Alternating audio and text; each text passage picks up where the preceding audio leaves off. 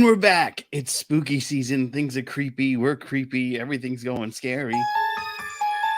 Because it's time to talk about horror movies. It is the time for To Be Seen. To be seen, it is time to get into spooky stuff the way it's supposed to be. And joining me as always in these murder mysteries, wonders, goose, goblins, ghosts, is the wondrous Billy. What's going on, dude?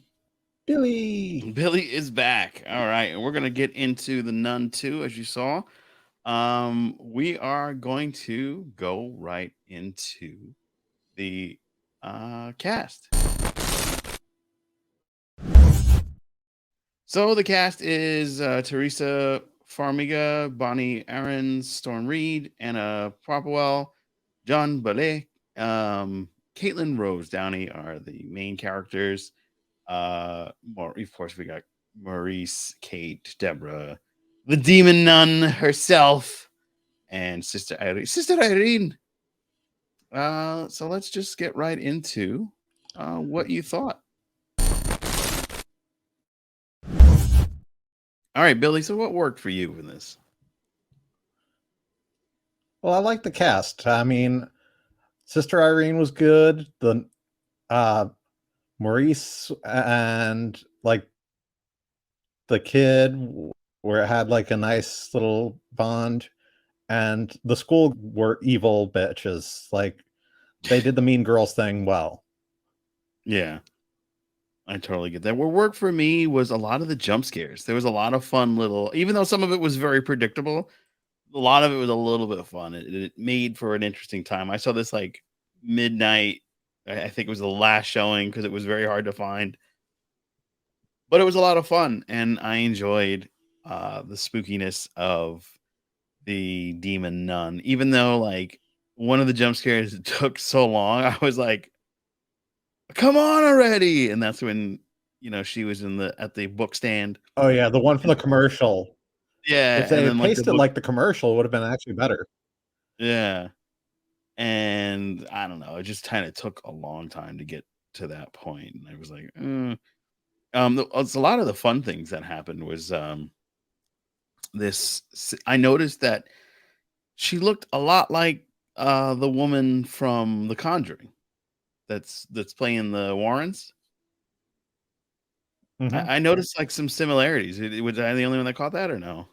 I admit I have not seen the original Conjuring, although we've done Oh, some how of did these. you miss that? Oh no. So let's get into Although it's funny, I also do have one thing to say about this movie from like just the theater vibe. Mhm. The theater I saw this was in had like 3 chairs that were under construction. Oh, So like seeing like tarps over stuff, watching this thing with the tarps over over like the furniture in the statues and everything. Abbey, Yeah. part of me was just thinking if the theater had a sense of humor, it would have somebody just jump out and scare the audience. I was That almost hoping for that would that. have been that would have been amazing. That would have been so amazing. So this is a sequel to obviously The Nun, which came out in 2018. I did see that. I didn't think it was as scary as this one. I thought this was far scarier, and that was um the first real big spinoff from the Conjuring films, as Bonnie Aarons played that, and receiving so much like mention, they just pretty much went a gusto and made this new franchise out of just a weird cameo that they got in The Conjuring. She was this nun that was in the background, and I think they had like a different story for her in the Conjuring movies. Did you see The Conjuring or? No, I did see The Conjuring. I've just Mm, seen The Nun. yeah. So the nun's name is Valak, and Well, the Valak. second one. Yeah. You didn't see the first nun? Yeah, it's funny just seeing like some of these movies out of order. It's weird. I see like sequels sometimes before I see the originals. Like Mm. sadly, I the first Jaws movie I ever saw was Jaws: The Revenge. Oh man, went So the then I wrong order eventually there. did see the original, and I had new appreciation after that because I saw how bad it got later on. Gotcha. But I've heard Um, this is the other way around, where this one's better than the first. so in the first Nun movie, the demon uh, Balak was, you know, obviously the earlier haunts of the horrors at Saint Cartha's monastery. And this movie pretty much introduces the link between Maurice and the Warrens. Uh, Vera Farmiga and Patrick Wilson. Maurice, he was the hero of the first movie, but it turns out Balak jumped into him. And they showed that in 2013's Conjuring. Um, the Ed and Warren performed an exorcism, just like in the Conjuring film. And that was the first time Lorraine entered and ran into that demon, that spooky, spooky demon.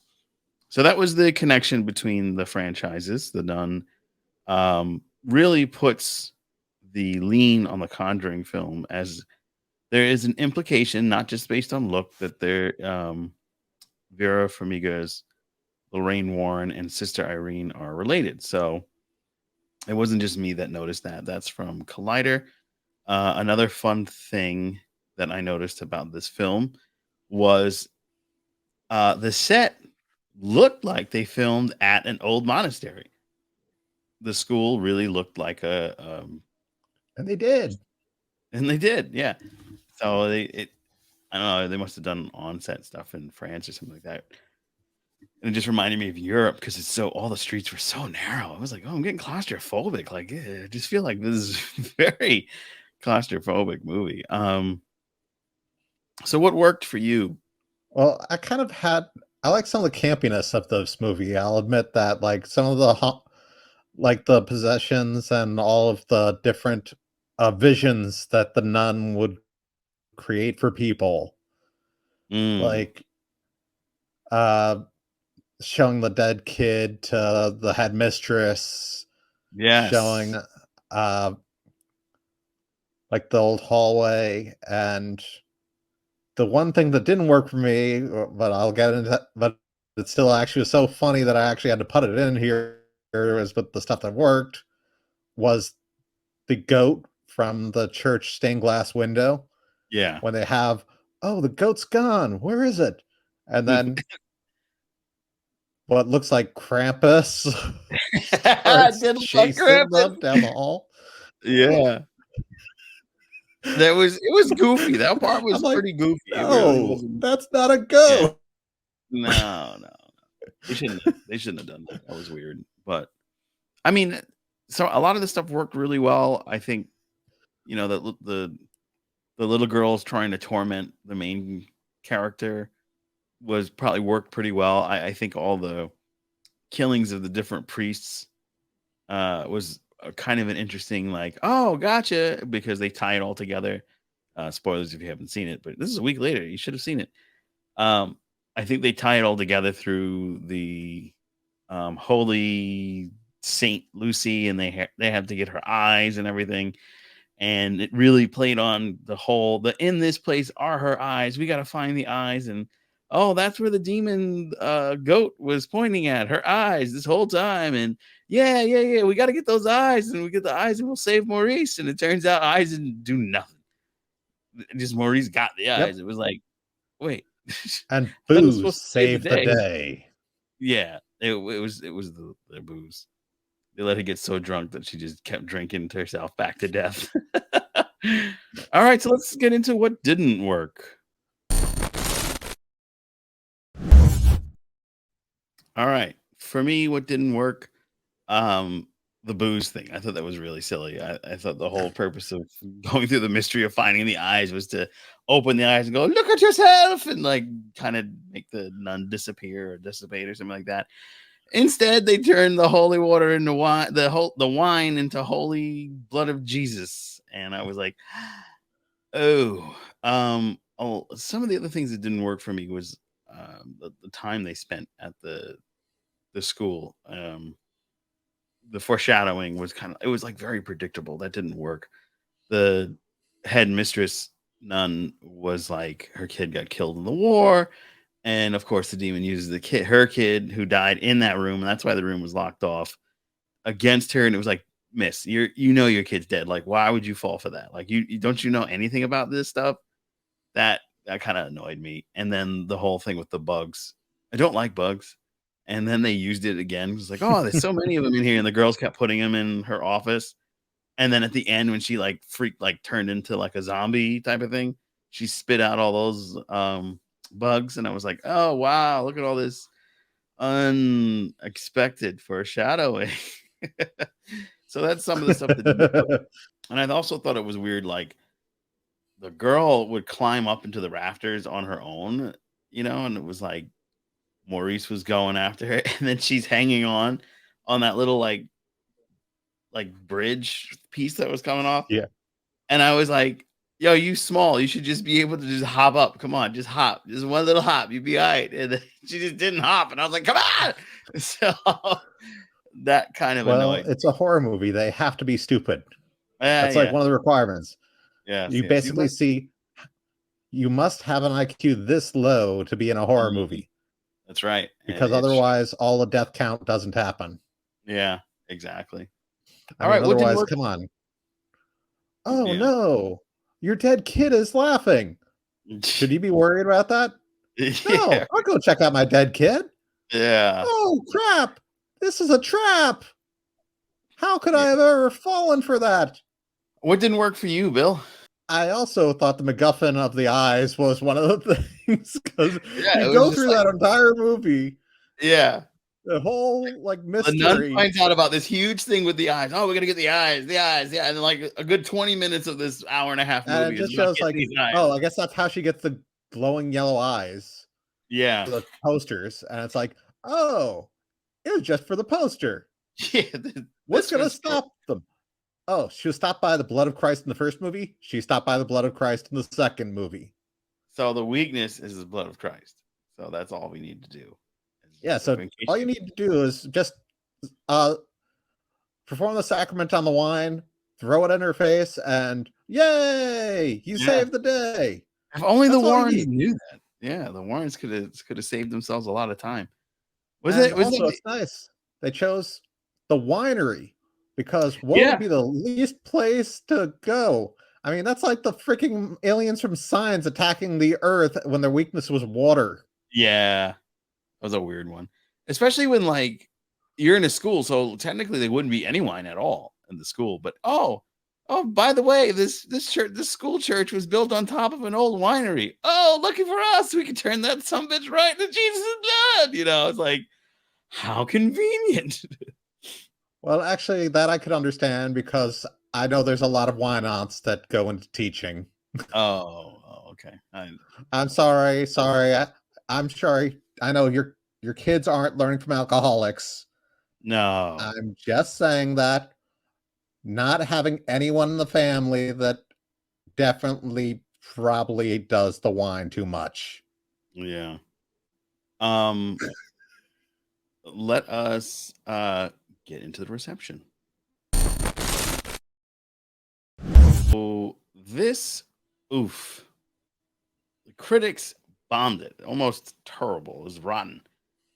And people really liked it because I'm pretty sure the jump scares were pretty dope. And of course, the makeup and the costume and the story wasn't terrible. It just kind of got hokey at the end.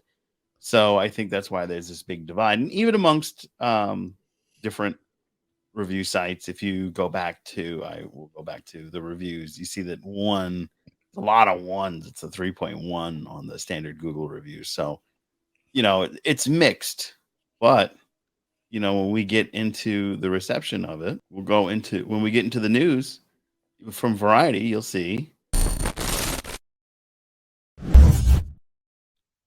that this movie made $88 million in one weekend.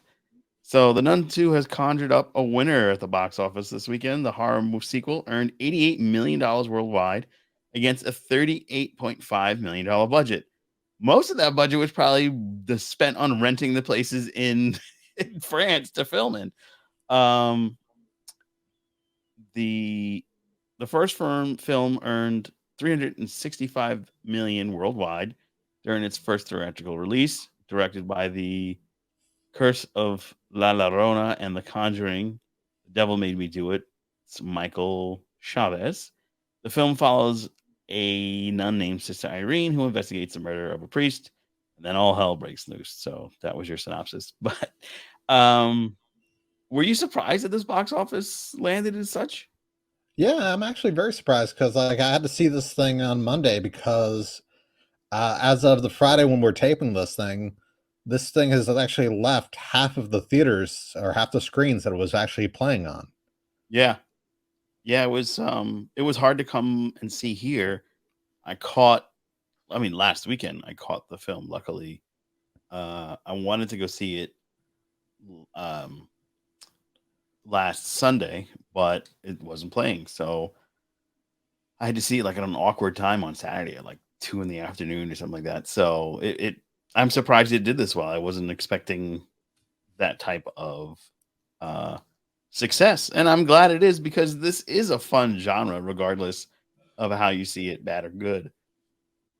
And they do improvements on each one because the first one was kind of boring, and then this one was like a lot more jump scares, a lot more spookiness.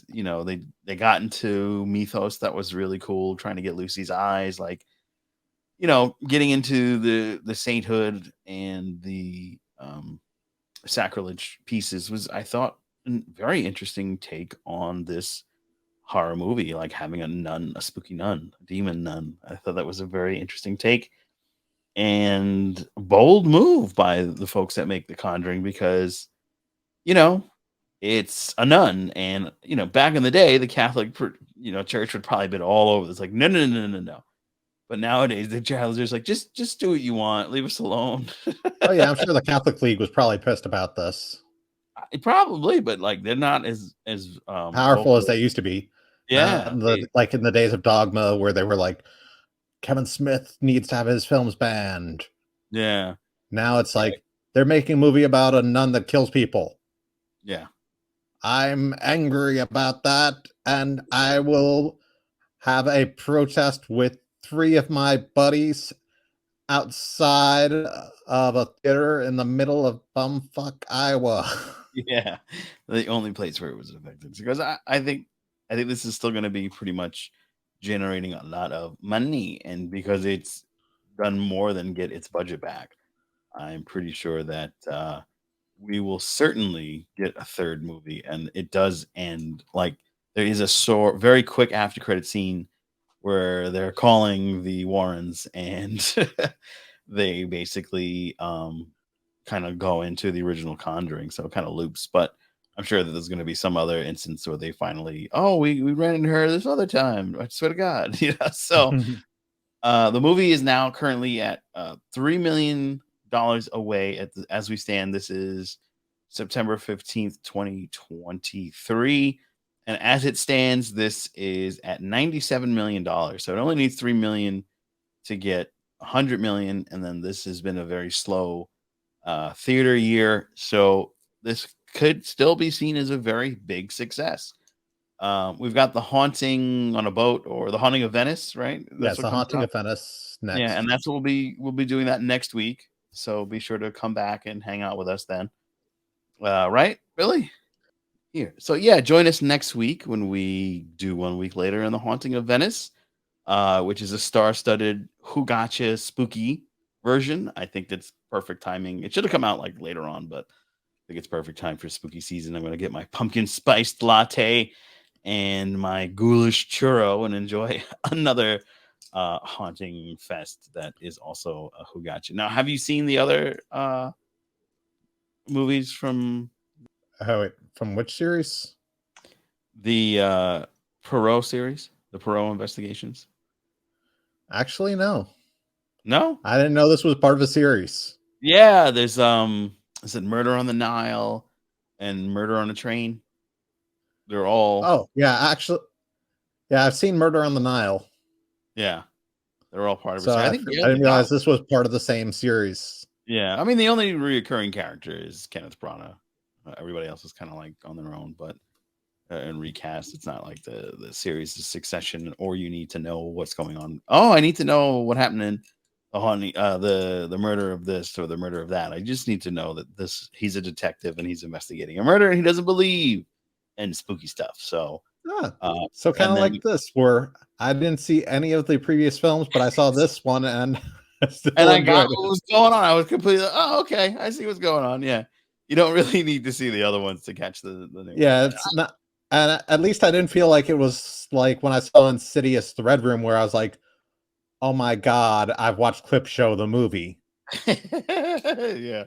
Yeah, there's a lot of it's a lot of fun, spooky season, so we're gonna do that, and then, right after that, next week, we're doing The Haunting of Venice, and then in 2 weeks, we're gonna be doing The Creator, which is the movie that I've been so excited to see. How do you feel about that? We did a trailer reaction to that one. How was that one It for gives you? me a very big AI vibes. Yeah, yeah, but I don't think we're gonna get a Jude Law going, "Gigolo Joe, what do you know?" I don't think we're gonna get any of that stuff. I think this is gonna be like Terminator 2 apocalyptic more so. Or maybe a little bit of I Am Legend. Yeah, I don't know about I Am Legend because I don't think anybody's a zombie, and I don't No, think but I meant the like the idea of the, maybe we're the bad guys after all, oh, gotcha, gotcha, gotcha. Yeah, we'll because they see, had we'll that, see. "They want me to kill a kid?" Yeah, yeah, I gotcha in the trailer, and hey, that's, Denzel Washington's son is the main Mm, protagonist in that, so I'm very excited. I think this is gonna be a lot of fun. It's the biggest movie for the rest of the year for me, when it comes to big budget films. But the spooky ones, we're gonna have a ton of fun. We got a lot of good ones coming out, so be sure you are with us. The previous movies we're gonna be here next week for The Haunting of Venice. But keep in mind the other movies were Death on the Nile and Murder on the Orient Express from 2017. So if you want to actually watch the trilogy and come and comment below and say, "You guys didn't watch it, you missed it," you can. We appreciate all comments. So yeah, I mean, trust me, it's nice whenever you learn about a film being part of a franchise, it makes a difference. I mean, like, I never knew The Nun was part of the Sister Act franchise. wow, the sister I got really weird lately. I don't know what's going on. What happened to Whoopi Goldberg? All right. So let's have our final glance. Again, like I said, overall, if you appreciate some really cool, quick jump scares and, very predictable moments in a movie, but it's still filmed very well and enjoyable, check this movie out. I think it's worth it. If you can, because it may not be playing in theaters by now, but it is a vast improvement on the original source material and the original Nun 1. So I enjoyed it greatly compared to the first one, but is it on top? Am I going to make this my ritual film to see every Halloween spooky season? No. I did enjoy it, but this is not going to go into the rotation. I'm still watching the Freddy movies, man. And here Yes. we are 40 years later. I'm still watching those. It's incredible.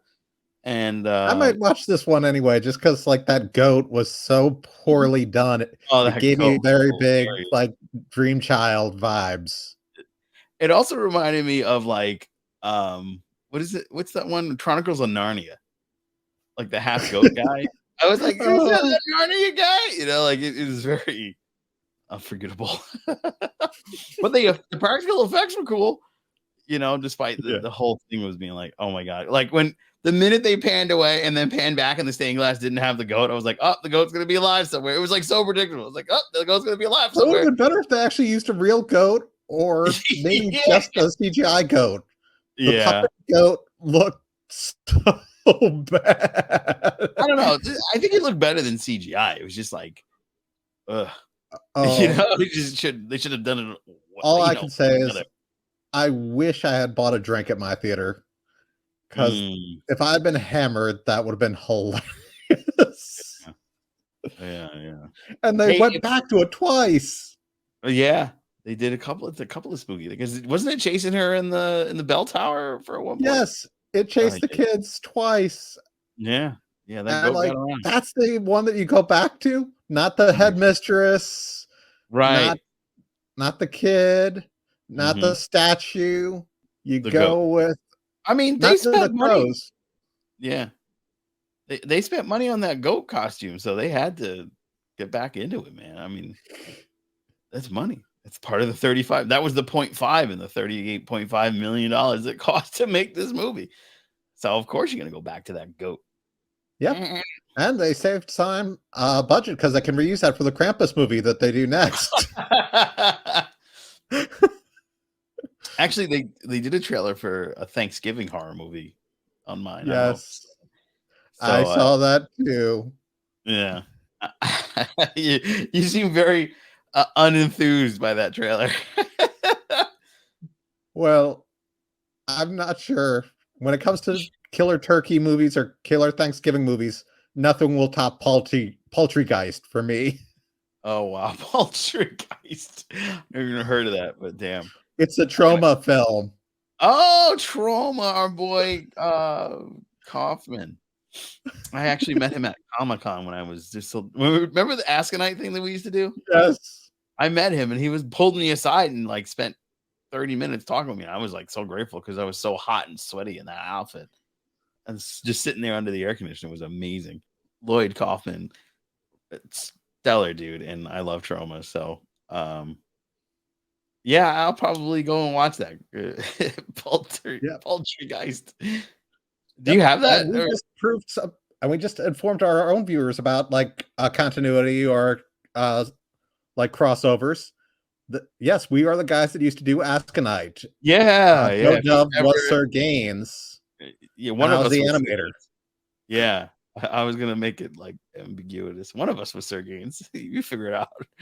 No, Oh, man. I was the guy that drew all the pictures. Yeah, yeah, that was fun, man.